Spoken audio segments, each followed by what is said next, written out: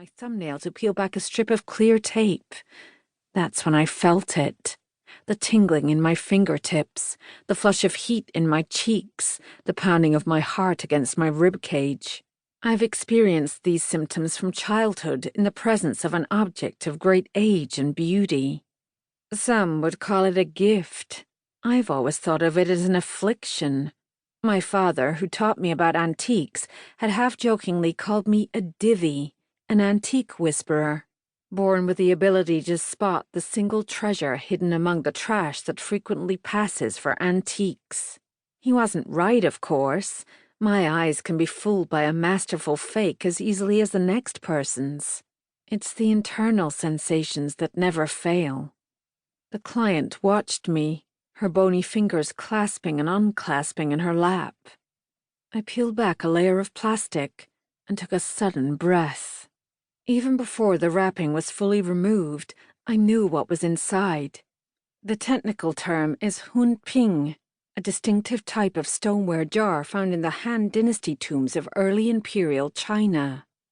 The final layer of wrapping slid away. Each hun ping is unique. Some fairly simple, others wonderfully complex. This example was nothing short of dazzling. The bulbous jar had the earthy grey-green glaze known as celadon, typical of the period. The lower two-thirds of the vessel featured a procession of mould-pressed figures, leaping chimera, riders astride coiling dragon-like creatures, peak-helmeted warriors wielding long pikes, ready to strike. The fullest part of the jar culminated in a wide mouth supporting a fantastical, multi-storied architectural complex with triple-tiered tiled roofs and curved corner eaves surrounded by gates and pillars, each entryway watched over by a pair of oversized guards. I tilted the jar to peer at the bottom. Unglazed, unmarked, typical of the Han period.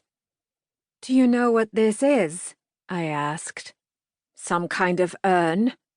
"It's an ancient Chinese funerary jar from the Han Dynasty. In English we call it a soul jar or spirit jar." "Han?" "They ruled much of China for 4 centuries, roughly 200 BCE to 200 CE. "Is it valuable?"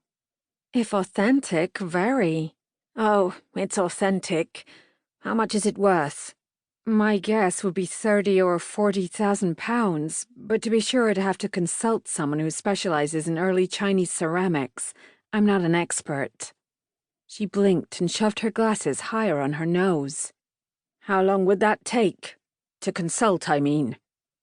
2 or 3 days, perhaps a week." I clicked open my pen. "First, I'll need your name and the history of the piece, as far as you know it." Her shoulders stiffened, as if I'd asked to see her bank balance. "My name is Evelyn Villiers.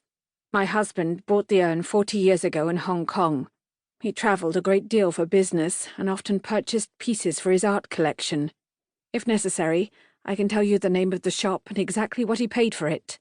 He kept meticulous records." "That would help," I said, tossing my earlier caution to the wind. This woman actually had documentation. "It's a wonderful piece. May I ask why you're selling?" "Not for the money, if that's what you're thinking." Mrs. Villiers snapped open the clasp on her handbag and pulled out a white handkerchief. "My husband died 18 years ago. We had 1 child, a daughter. When I'm gone, she'll inherit a large trust fund from her father. I can't stop that, but I refuse to let her inherit his art collection as well. I've decided to sell now, while I'm able." She met my eyes as if daring me to criticize. Criticism was the last thing on my mind. Pots calling kettles black and all that.